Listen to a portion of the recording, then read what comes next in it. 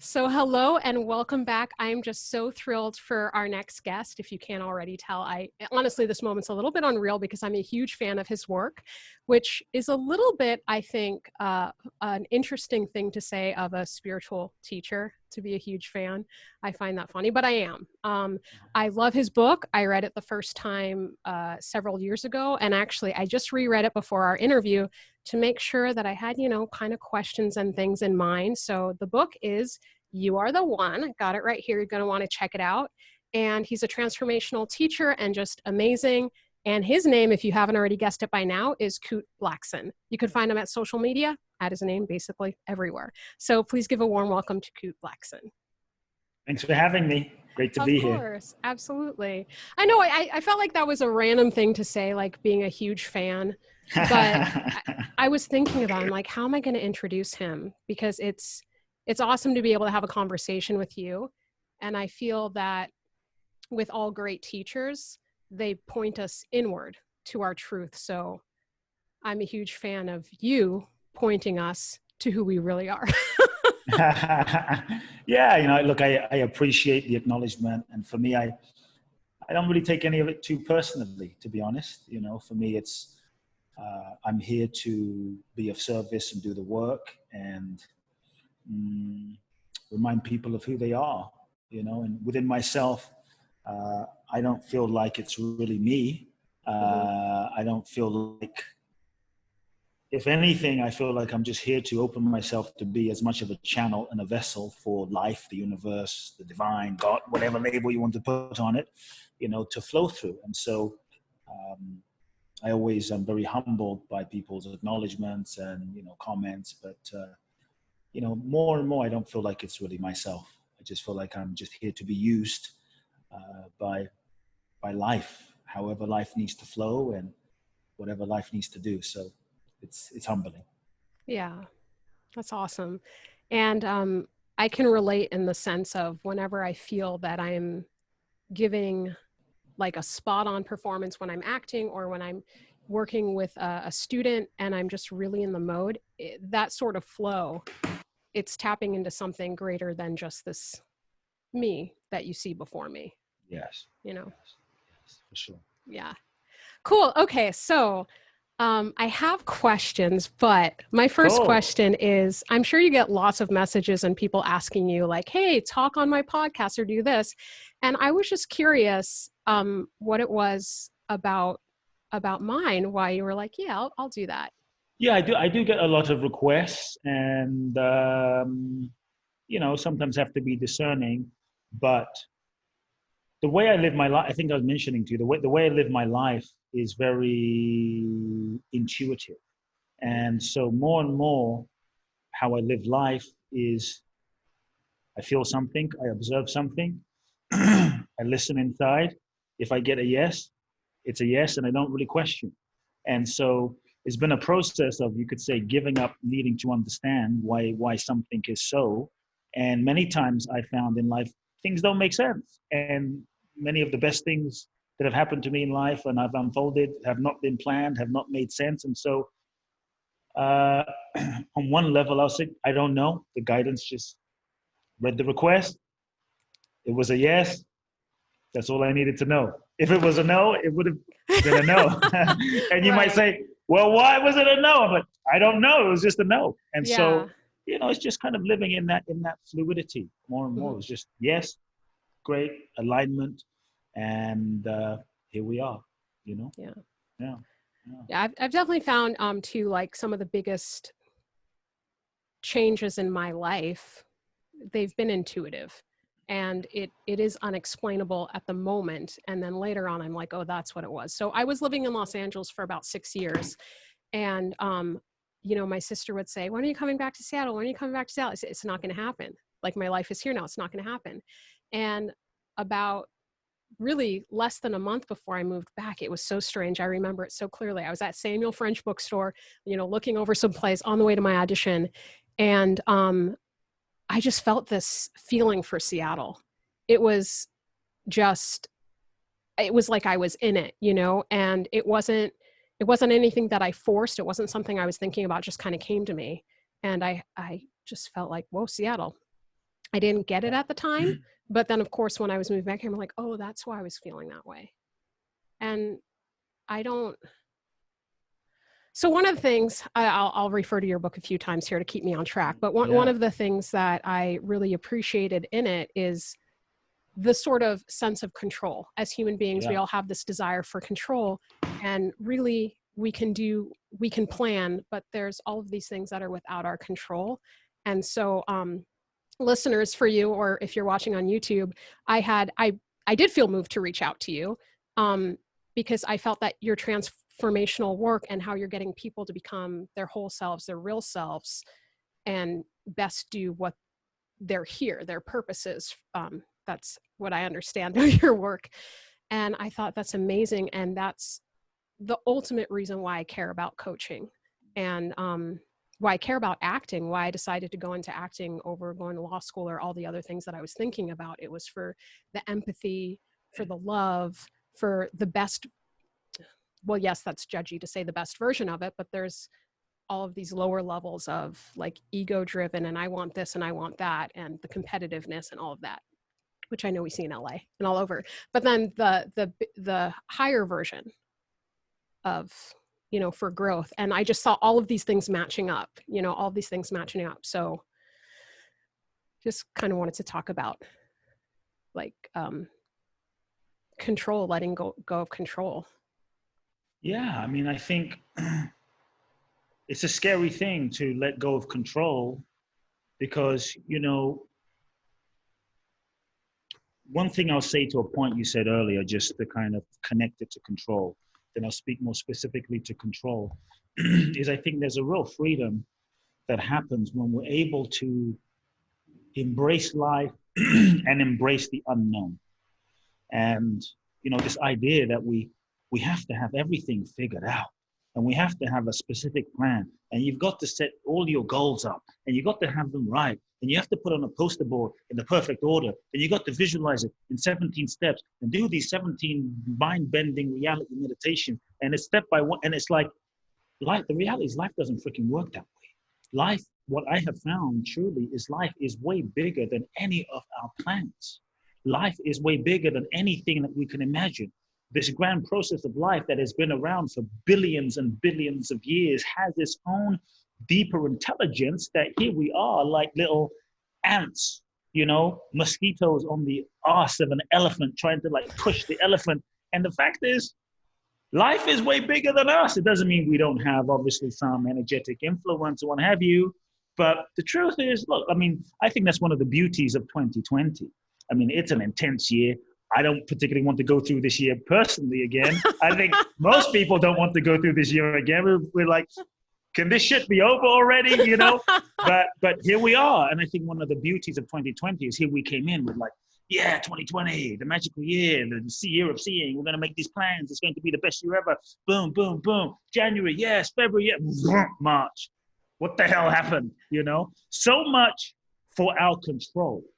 And I feel like we're in a spiritual simulation process, being reminded by the universe that you were never really in control to begin with. You had the illusion of control, but you never really were in control. And I think that's one of the spiritual teachings, Yes. of 2020 that we are being taught by life in a spiritual process is we're not in control. What's going to happen? Lockdown, quarantine, no, open, close, pandemic, virus. And it's like, underneath that is we are being forced to let go on some level of we can't even plan what you're going to do next month and Christmas and who the hell knows next year. And so I think it's so profound that we're being taught this lesson on a deep level in life right now, on a global level, of letting go of control. Control to me is the master addiction. And so I think when we can there's a great freedom that arises when we can come to a place of truly embracing the unknown. Our ego minds, which I'll speak to in a second, we're constantly wanting and needing to figure everything out, have everything planned, have everything, articulated and strategized, and wants to know what the hell everything means. Oh, what does this relationship mean? Okay, it's my soulmate. It's not. What does this mean? Okay, what does this moment mean? And the truth is, the more we can embrace the unknown, the humility of the unknown, which is like, I'm not in control. I don't know. The true humility of the unknown, I think the more that we can dance in the unknown, that determines the degree of freedom we get to experience in this process of life itself. And Yes. so we go into an experience in any moment, and what we tend to do is we project a sense of meaning of what we think it is, what we think it isn't, which is control. Oh, you must be this. Oh, you're my soulmate. Oh, you're that. It's that. It's not that. And we hold tightly onto the meaning that we think something is, thinking that, oh, now I know what this is. Now I know what life is. Now I know what this moment means. And I think that how many moments that we thought were really were?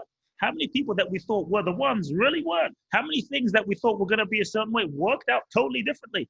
And so I think the moment we hold on to a sense of control as to what something is actually the moment we begin to limit the innate intelligence and infinite flow and like infinite possibilities of life unfolding. And so I think the freedom is being able to go deeper, like the deeper I go into my own evolution and process, which I think we're all being invited to as this human experience, is the willingness to drop the idea that I know and to move into a space of I don't know anything. Not from a place of like weakness or victim or I don't know, but like I don't know anything.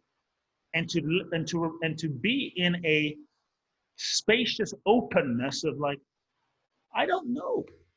I think that is a profound freedom to rest and dance in I don't know, but something knows, life knows. That's the intelligence. And so in terms of control, the master addiction, we're constantly trying to control everything. As children, we're born like free. We're not really trying to control. We're just born like crying. We're shitting our diapers. We're running here. We're running around naked. We're singing naked on the table. We don't care if we don't sound like Celine Dion or Beyonce. We're like, we're not trying to control how you perceive me and how you look, and we're just like fully expressed light beings, in touch with our essence. And so we're born, and then we meet our parents, and we're born into a certain framework and environment. We meet our parents who are either crazy or screwed up or just doing the best that they can do based on their past and their programming and their cultural generational stuff with their parents, and most of which is unconscious. So we're born into an environment that is often dysfunctional, painful, challenging. Maybe there's pain, maybe there's abuse, maybe there's trauma, maybe there's neglect, maybe they just don't know how to communicate, maybe there's mental illness, maybe there's alcoholism, addiction. Whatever that story is, we're all born into some level of human experience and trauma. So as children, two things happen that begins the dynamic and underlying process of control. First thing is we start unconsciously learning how to navigate the pain of life and start controlling and shutting down parts of our feeling emotion because it's just too damn painful to feel being rejected by dad, or it's too damn painful to feel mom's an alcoholic or what have you. So because it's so painful, as a way to control the feelings that we feel, we start shutting down and numbing parts of ourselves to not feel the pain of what's going on around us, and we start suppressing and suppressing and suppressing and suppressing the feel, the pain, the hurt. We feel so out of control that we start to then try to control everything so that we don't feel the pain of how out of control we feel. That's one thing. And the second thing is we start learning a certain, which is unconscious, way of being of who do I need to be, in order to get love and fit in and be approved. And for me, as a young boy, I learned to be with a preacher's kid. My father's a preacher. I learned to be the perfect son, the good boy, the likable one, the good one, the one that takes care of everyone, the polite one. And in doing that, I started to contort myself into a certain shape because, out of survival and control, because it was a sense of who do I need to be in order to get love, validation, and approval. And so unconsciously, we've learned to control our emotions, control our expression, control who we are, to avoid pain, to function and survive, to control our experience, but also control how people perceive us so that we can be loved and validated and accepted and fit in. And so it's what we've learned growing up, and then we think, no, this is who I am, and we're really not. So we're now locked into this paradigm mechanism, survival mechanism of control that we've cultivated ourselves to be, that worked for us when we were 5 years old and 7 years old. And, if I'm a certain way, daddy loves me. If I'm a certain way, mommy loves me. So we learned it and it worked for us. And maybe it helped us in our teens and in our 20s to achieve a certain level of success. But it often disconnects us with our true source of aliveness, and usually almost guaranteed at a certain point in relationships or life, we hit a certain wall where those mechanisms that we've so carefully crafted to survive no longer work. Mm-hmm. And that's the transformational moment where we break down, break up, break through, where we realize I'm not who I thought I was. This is not really who I really am, and something's not working. And then we have to die to who we thought we were. And that is scary because it's a letting go of control. And so we've just been conditioned to control for so long. And it's a beautiful thing. It's a positive intention, but it's limiting. The way we are navigating life is limiting. Yeah, definitely. Yeah, there's so much in there. I was trying to take some notes to talk about it. So like when you were talking about 2020, and I joke about, well, it's not the most hilarious joke, it's just kind of true. But like, if you want 2020 vision, I'm like, it's the year 2020, you're getting 2020 vision. I don't know anybody whose vision has gotten better without having some work or some difficulty. I don't really meet people who are having everything going their way, who all of a sudden have some like enlightenment, Yeah, when everything goes your way, you have your relationship's going great, you're making a gazillion dollars, you're on the front cover of, Forbes magazine, you got the car, everything is great. Most of the time, you don't have to look inside. Right, because your story's working. You can just keep going. You could just keep going. And then and then you don't have to go deeper. Right. But I think when shit stops working in life, we're kind of forced to go deeper. And I think that's the beauty. That's the invitation of 2020, where we are being asked to not just run around busying ourselves. Like, many of us, we were running around, and if you ask someone, where are you going? They wouldn't even really know. Oh yeah, where am I going? I'm just running. Why are you running? I don't even know why I'm running. I'm just just running, So I think it's a real opportunity to step back and question, to reinvent ourselves and reimagine. Okay, I've been operating on this story and conditioned pattern for so long, this identity for so long, and it's just been going. But if I step back, is this what I really want? Is this who I really am? Is this who am I really? Because most of the time we don't take the time to question, because it's scary to question who we are, because it's scary to question who we are, which is really just who we think we are. Right. And it's scary to question who we think we are, because that might mean letting go of this attachment to ourselves as we know it. And the fear is, if I truly question, well, maybe I'm not who I thought I was. Maybe then what I thought I wanted is not what I really wanted. And the goals, dreams, and desires that I've been pursuing for 5, 10, 15 years, to be a musician, to be an actress, to be a this, to be a doctor, to be a what have you, maybe that's not really what I want. Because many times we set goals and we achieve those goals. Some of us, if we're lucky or blessed, or if we're unlucky, and we achieve those goals and it's still not fulfilling, because many times the goals that we're setting aren't really what we truly want. They're just what we think we want, based on who we think we are. And many times who we think we are is based on illusion, conditioning, stories, and unmet needs. And so we don't question, who am I? Like, who am I really? Who am I Right. really? And also too, like the need to have to stay one way. I mean, I'm not talking about that deeper sense of who we are, just, when we're young kids and we're deciding, well, I like this, so I'm going to major in this, and it makes people happy. And we're like, well, that's good. This is the course of my life. And you plan out your life and you think it has to go that way. And you know what? Maybe that was actually true for you when you were 5, but now you're 25 or now you're Right. 50. Right. And so holding on to that, I think it's like the length of time that we might hold on to that can be really detrimental, because in Yes. that moment when you make the decision, it might actually be true to you.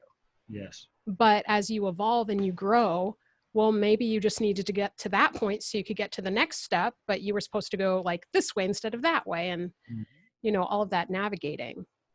Because I think I mean, I know I do. I still want things to be permanent, but at the same time, it's like I think human nature, where we want things to be permanent and then we also don't, because like we're No, aware I that think we're aware life changes, but at the same yeah. time, like we don't always want to change with it, or we're I not think our being present egos, enough to see our it. egos want things to be permanent, Yeah. and we are constantly seeking a sense of permanent, and that's why we hold on. Like, oh, relationship permanent, forever, forever and ever. Yeah. Happily ever after. Amen. Boom. That's it. We hold on, and so we want things to be permanent. But I think part of really being free and waking up, which is again the profound teaching and beauty and blessing of 2020, is the teaching, the real spiritual teaching that nothing is permanent. Life is in a constant state of expansion and contraction. Life is in a constant state of evolution. You know, everything in life is impermanent. And so through to this year, as all structures are collapsing and things are falling apart and all those things we've held on to that we're having to let go of, I think we're also being forced to go inside and question, like, what is real, what is true, what is permanent.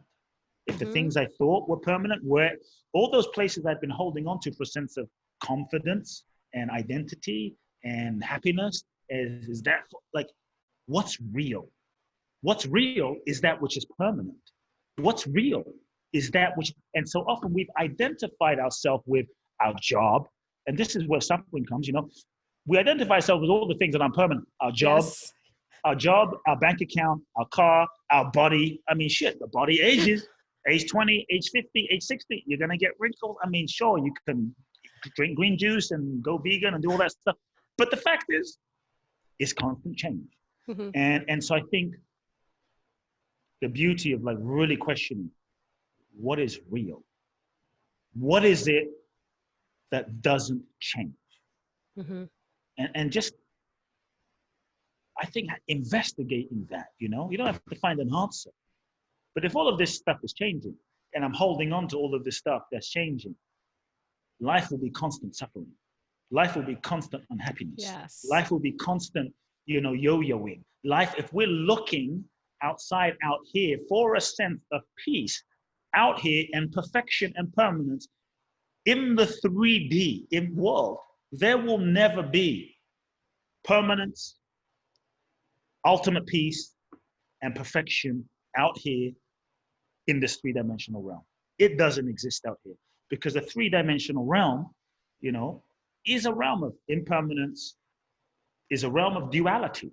The duality is constant change. Duality being up and down, yin and yang, male, female, light and dark, good and bad, rich and poor. It's physics. It's the Tao. It's the nature of things. It's the yin and yang. And so I think the more we can stop seeking it out here, which is what we're being forced to, kind of like cracked on the head by the universe saying, Yep. boom. Like it's a spiritual awakening moment for us Mm-hmm. going, whoa, we can resist it or we can go deeper because we're not going to find it out here. And we've heard it, we've been told it, the spiritual books have nicely said it, but now we are like in it. It's not out here. Then, where is it? And I think that's the moment we're in, like, where is it? Turn inside. I think that the true permanence, the true peace is within, is inside of us, but we just haven't, as a culture, haven't gone there. I mean, the great Right. sages, the Buddha, people more enlightened than me, Buddha, Jesus, the kingdom of heaven is within. Oh, he didn't say, yeah, the kingdom of heaven is without, in the nightclub, in your job, in your bank account, in the world, in the stock market, is within.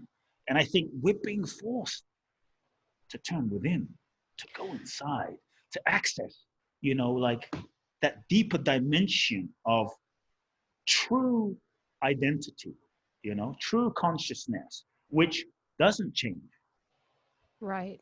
Yeah. Well, since you brought up Jesus, there's a few things that I was thinking. Like I grew up going to Christian denominational churches, and Okay. I've read Buddhism books, and I,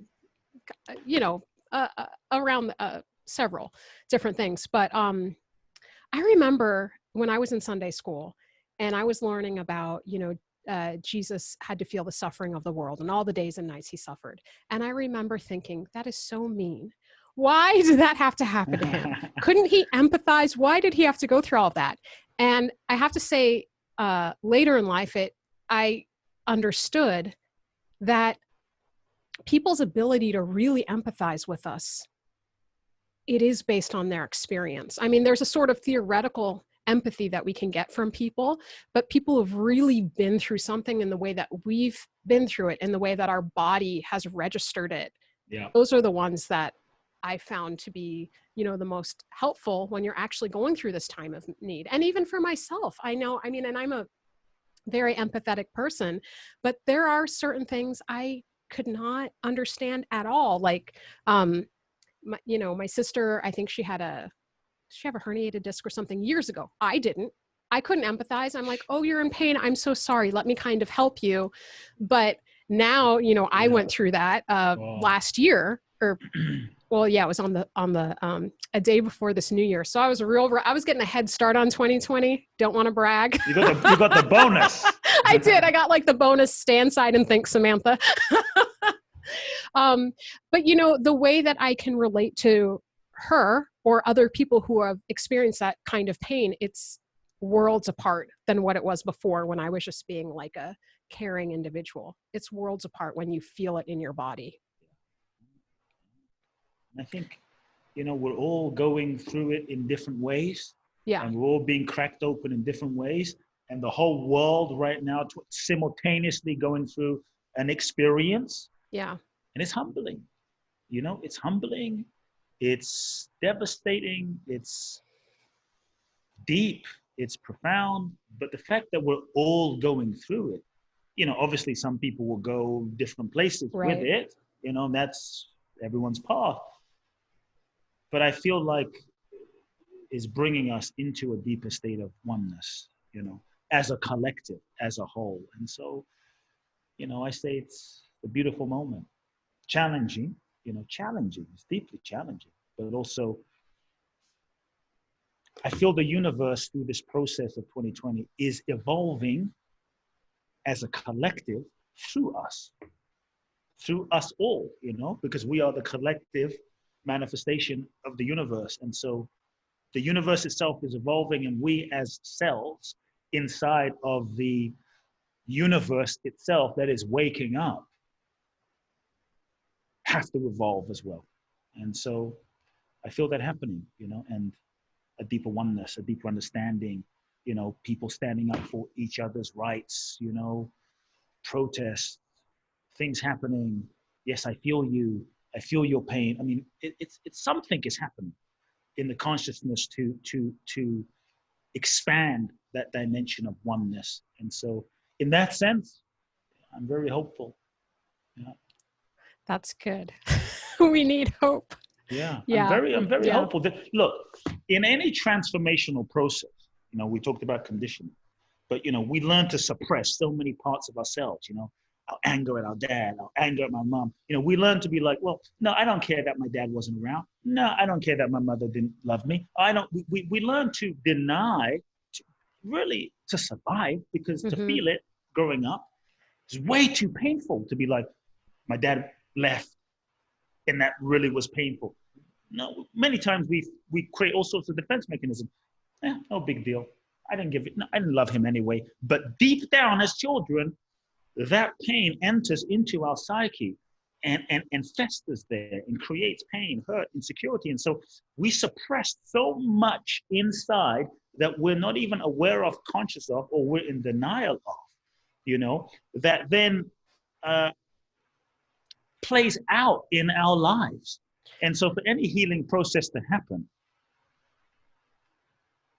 all of the stuff that we have suppressed within our own consciousness into our subconscious to truly heal, come into harmony and wholeness, so we don't have to unconsciously play it out, unconsciously attract partners that reflect our parents that we haven't dealt with.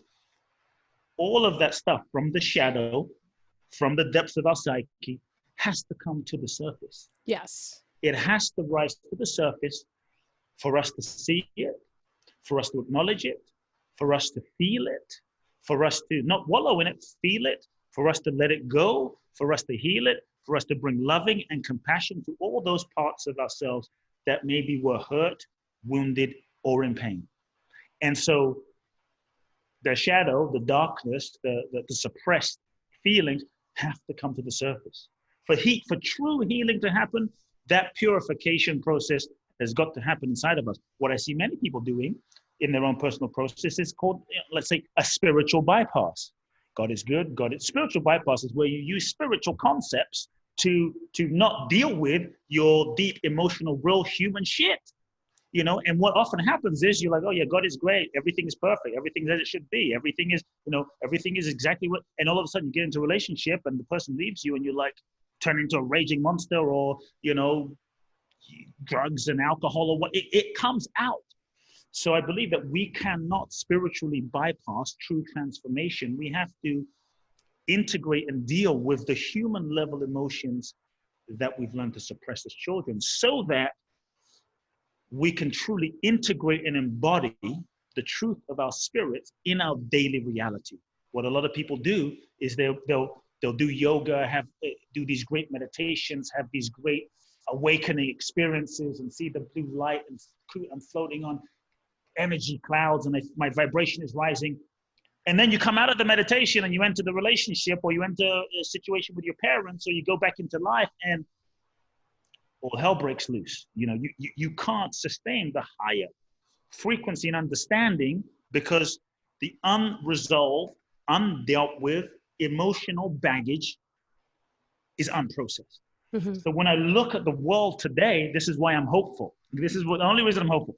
When I look at the world today, I see the world going through its own spiritual, mental, emotional, psychological healing. The world is a living, breathing being, and the world is waking up right now. Right. In and of itself. And so all of the shit that has been suppressed for years around racism and politics, and you see Trump, and you see this politician, and the world is a manifestation, a mirror manifestation of the collective consciousness of all 7 billion people combined. So as we look out at the world, we are not seeing something separate from ourselves.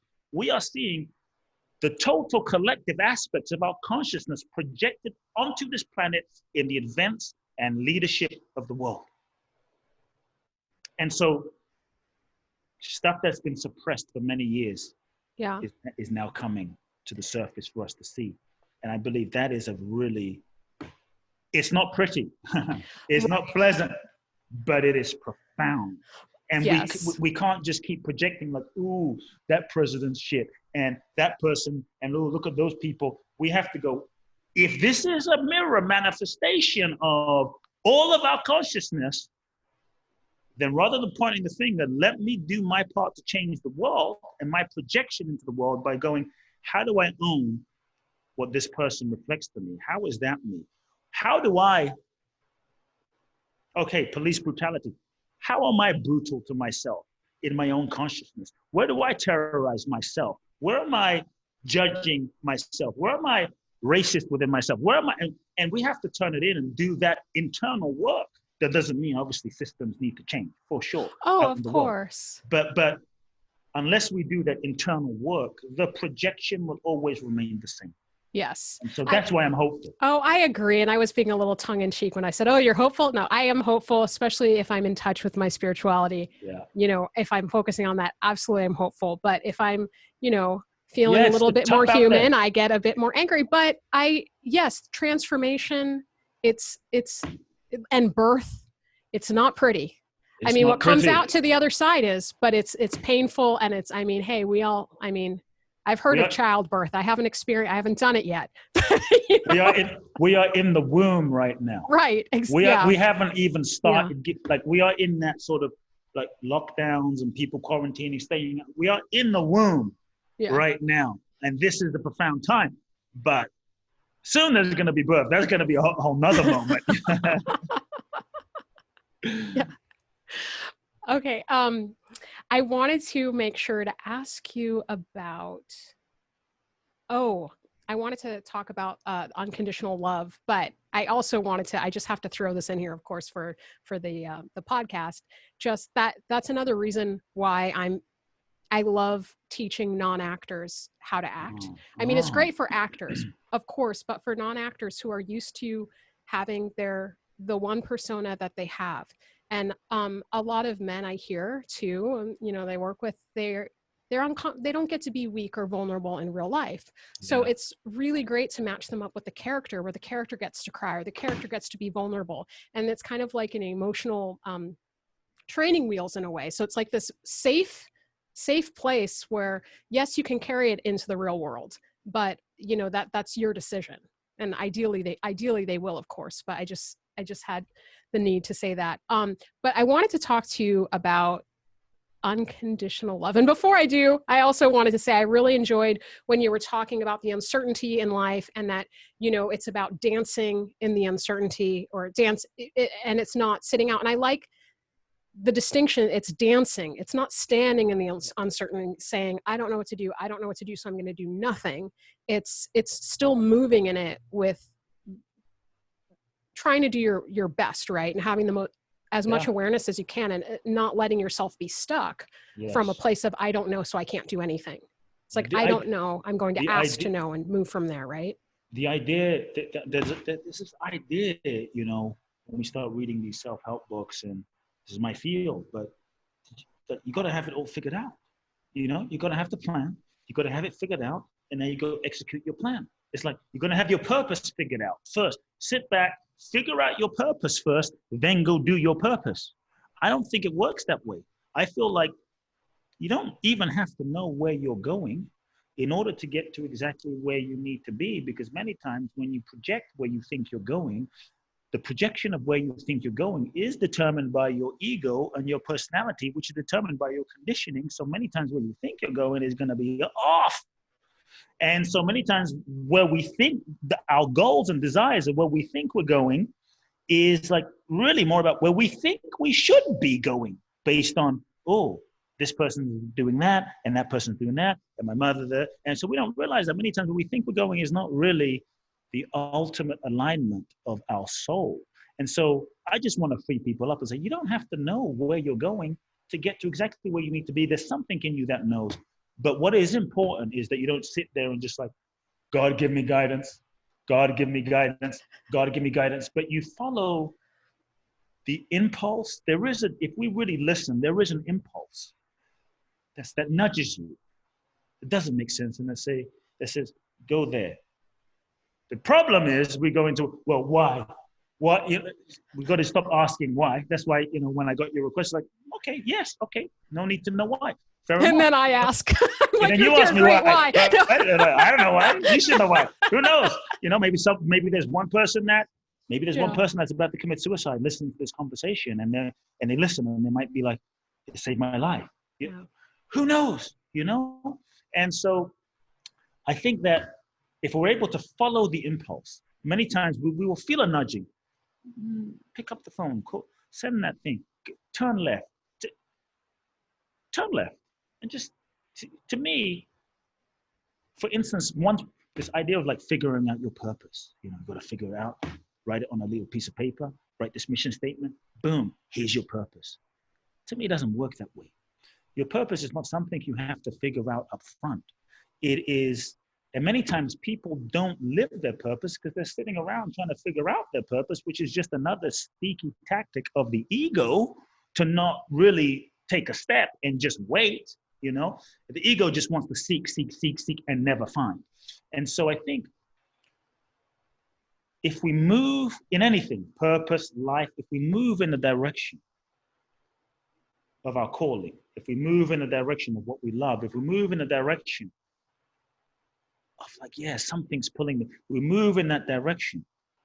I believe that when you take a step in the direction of what you're nudged, what you're called, because many times the guidance won't feel like a big, like, hello, this is God speaking. It won't feel that way. It will just be like a whisper of like, turn left. What was that? Oh, turn left. Oh, yeah. You could almost miss it, but it's not coming from your planning strategic mind. It's coming from a deeper intelligence. So if we can start cultivating a deeper listening of not the mind and the thoughts, which, sometimes can be crazy. So we can distinguish, oh, that's my mind. This is something deeper. Yeah. I see the difference. And then we take a step. I believe that when we take a step, life then shows up and reveals what's next. So our purpose or a goal or what have you, for instance, in this example, our purpose is not something to figure out up front. Our purpose gets revealed to us in the process of living itself. You take another step.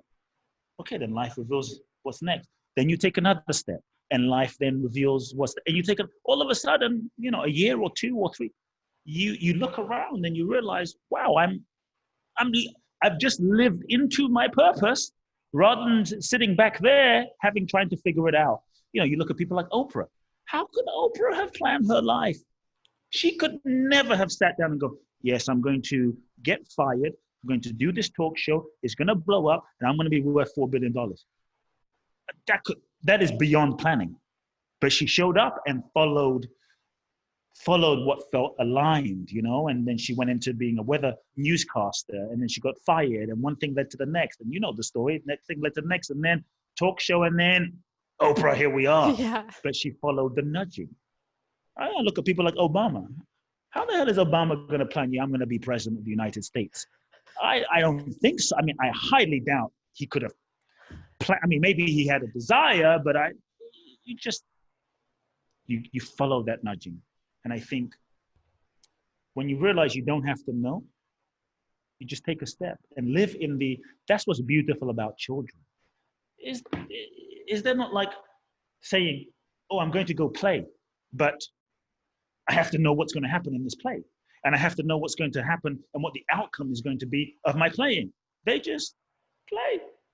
And so I think we get to embrace the innocence more in life, in the moment.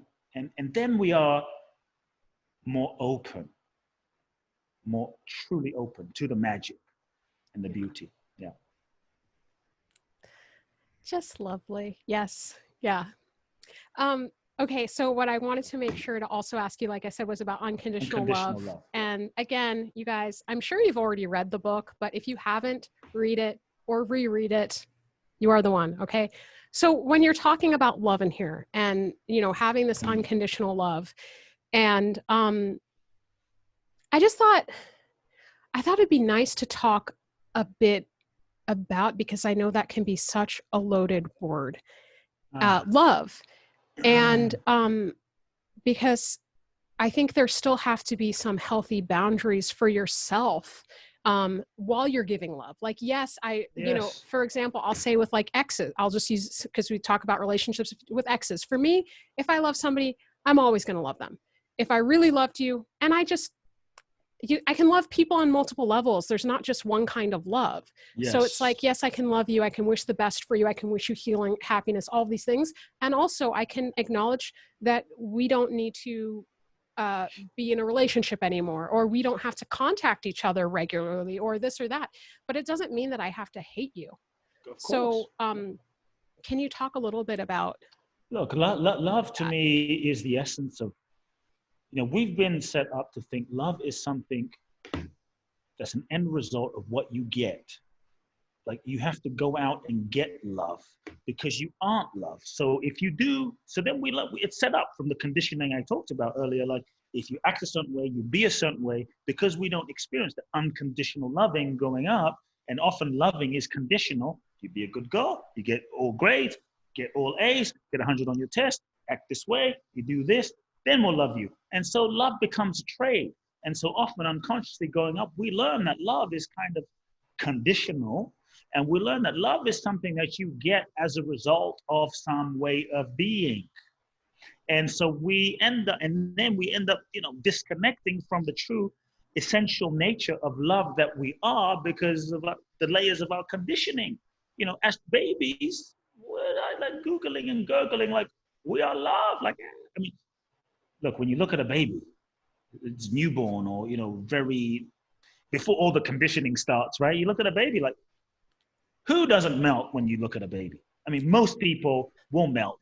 Even like Pablo Escobar is gonna like hold his baby and melt because they are love. You look in their eyes, they are love. But prior to conditioning, what we are. So what we have to realize is love is not something you do to achieve. It is your natural state of being.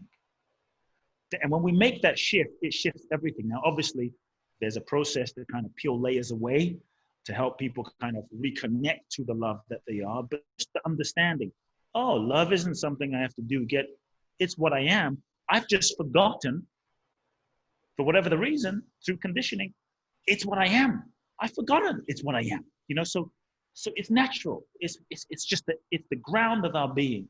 And so it's natural to love. To hold back love, I think, is actually painful. Now, to be clear, because you talked about unconditional love, I think life is a process of learning how to love. Life is love school. And every single experience of our life, people, situations, experiences, really here and designed to help us understand ourselves better and to learn how to love more deeply. We are here to love. That's the bottom line. In the human experience, we are here to embrace it and learn how to love. I think that's part of the goal. And so unconditional love, I believe, does not mean you let someone shit all over you. Unconditional love does not mean you let someone abuse you. Unconditional love does not mean you let someone disrespect you, hurt you, treat you like crap. That is not unconditional love. Unconditional love, see, most of how we're loving is very conditional based on how we've been taught, because we're like, well, if you love me, then you are going to be how I want you to be. That's kind of how we end up loving. If you love me, then we have all these requirements of how I need you to be. Then you love me. And the moment you don't be that way, well, I don't love you anymore, and you don't love me anymore. And what happened to the loving? That's not loving. That is just conditioning, right? But that's how we define loving. If you love me, you're going to be what I want you to be. You're going to act like I want you to act. That's not love. That is conditioning. And so I think unconditional loving is when you realize you are loved and you can truly recognize that what another person is the same essence as what you are.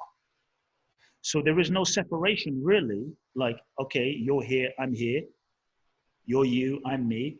But what is looking through you and looking through me and the same essence is the same. The same breath, the same consciousness, the same infinite intelligence is what is living and breathing through you and me, is really the same source.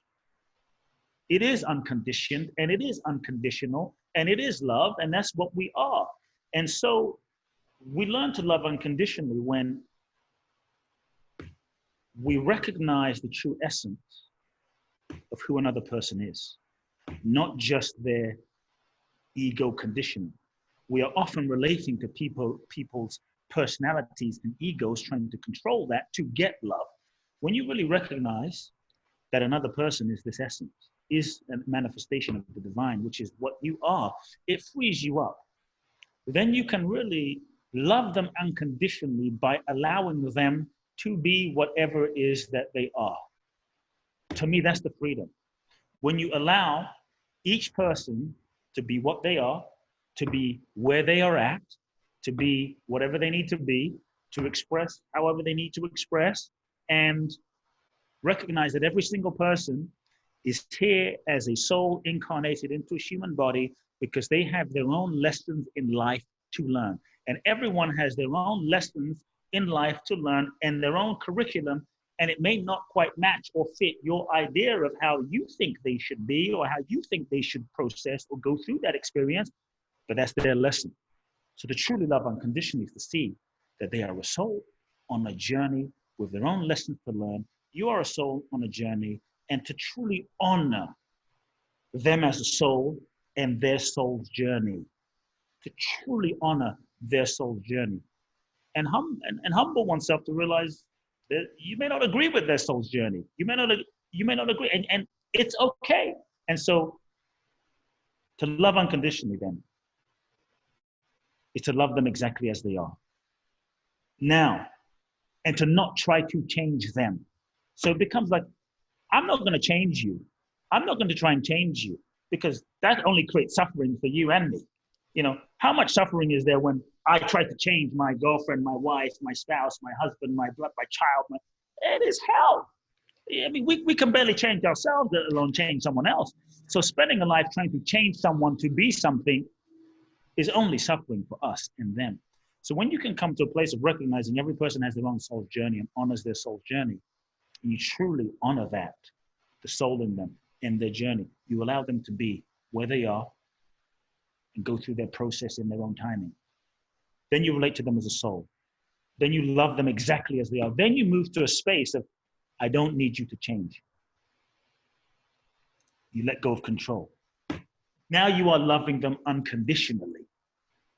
I don't need you to change. I love you exactly as you are. However,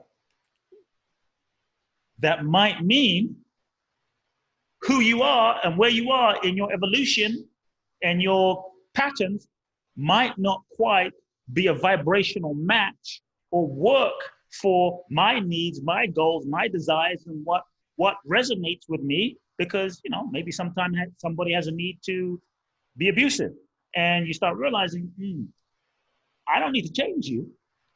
You don't even need to be any different, but that doesn't work for me. And so many times we are actually, this is a strange thing, we are actually afraid unconsciously, egoically, to love unconditionally. And we try to change people because we're afraid if I truly love them unconditionally, I'm going to be left with the truth that this relationship does not work. But if I change them, which is I'm resisting what they are in this moment, then I can hold on to the relationship in the hopes of changing them rather than letting go. But when we love unconditionally, like, okay, you are what you are, it doesn't work for me in this human form, but I still love you. The loving has nothing to do with anything. The loving can remain unconditional. All forms change, as we're talking about. Nothing is permanent. And so I think part of the loving is to maintain the loving, to separate the loving from the form, to recognize that all forms change. And as human beings, in any relational situation, we have to then be courageous to find the forms, what structure and form of relationship can allow the most loving to flow and blossom between us. What we are constantly trying to do is force a relationship connection into what we think it should be. And it may not be that. And when we step back and realize that we attract into our lives people in a given moment in time, based on our current level of consciousness, we attract people into our lives in a given moment in time because we and that person have certain lessons to learn. In certain traditions, they might call it karma, certain things to teach each other, but we've attracted each other in every relationship in your life that you attract to you on whatever level, romantic, work, relationship. Every relationship on some level is a mirror manifestation of yourself, reflecting to you some aspect of yourself that you most need to heal, embrace, resolve, integrate, see, make peace with, deepen. There is something there for you in that moment. And so when we see that, you realize there really is no relationship out there. You're only really in relationship with yourself in the form of another person. And so I think the beauty of learning to love unconditionally is what every relationship gives us that opportunity to learn that process. Awesome. Yeah. Thank you for, deep diving into it a bit more, because, people hear these words and aren't always sure, well, what does that mean? And of course, I'm going to bring it back to acting.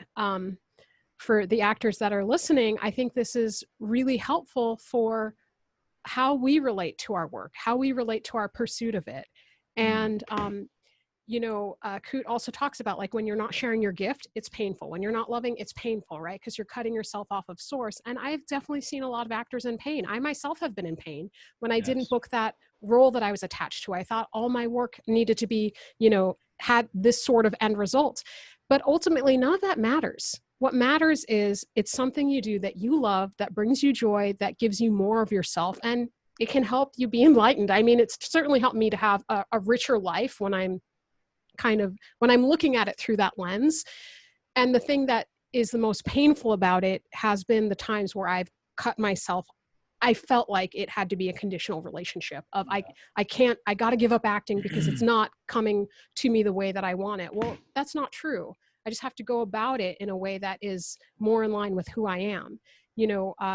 Each person has their own path. People get jobs, get all of them certain. It seems like you get one, rarely, or you might not get the role that you want. But what I'm rambling about here is ultimately that don't let that get in the way of your love for it. And don't let that get in the way of your belief in yourself, and that it's something that you're here to do. It's just, we don't always know what way we're going to do it. And that is my soapbox bit on that for today. Yeah, life is a process of, what we have to remember is our definition of success in our culture today has been very externally based. Mm-hmm. Our definition of success means you get the guy, you get the goal, you get the job, you get the $1 million, you get the role, you get the thing, you have the car, you achieved the end result. Oh, now you're successful. And that is the purpose of life, to accumulate and achieve as much success on a certain level. On a certain level of our culture, that's how we've been programmed. Right. And lots of people say, well, what do I have to show for my life? I say, that doesn't mean you're a failure. To me, we have to remember the true purpose of life is not your project. That is a project. And you can have many great projects. A movie is a project. A business is a project. But your project is not your purpose. And the true purpose of life is we have incarnated into this human experience as souls, into this human body, each of us with different lessons. And we are here to learn those lessons and evolve. And every experience in this physical world that we're going through, relationship, job, work, acting, etc., everything is really here for our growth, our soul's growth and evolution. And if we remember, like, oh, the real purpose of life is my evolution. It's not so much about, did I win the Oscar? It is about the evolution and who I became in the process. Because all the dreams, goals, and desires we have are evolutionary, that will take us on a journey of having to face parts of ourselves. We are here to grow and evolve. That's the key. So you could never get a role. You could get a role. You could, the question is, am I growing? Am I evolving? Am I becoming who I really am meant to be? Because Lord knows, I mean, I work with so many people that are so successful by the world standards, but they're unhappy, they're miserable, they're not growing, they're disconnected from themselves. Is that true success? True success is learning the lessons in any situation, relationship, and any moment of life, evolving and becoming more of who you authentically are. And everything that we do is really a vehicle for that. Yeah. Everything. Yeah, and hopefully we can achieve our goals in the process. Right.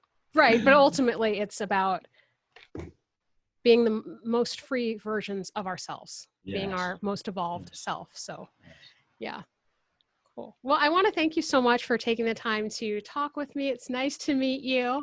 It's great to And be here. yeah, just wonderful. I'm so excited for people to get to listen to this. I can't wait to share it with my family. Okay. And you know, my listener family out there too, right? So you guys, as always, I know I already said it twice. I'm going to say it again. Please check out the book, You Are the One, and his other books. Check out his website at Kute Blackson and Instagram. KuteBlackson.com. KuteBlackson.com. Sorry about that. KuteBlackson.com. Yeah, and I'll write it down, of course. It'll be in the show notes. And yes, if you are looking for a performance coach to help you enhance your life, empower you with more connection to your voice, body, and mind, you know, you can always reach me at beyondtechniquecoaching@gmail.com. And thank you so much. Stay safe, stay healthy.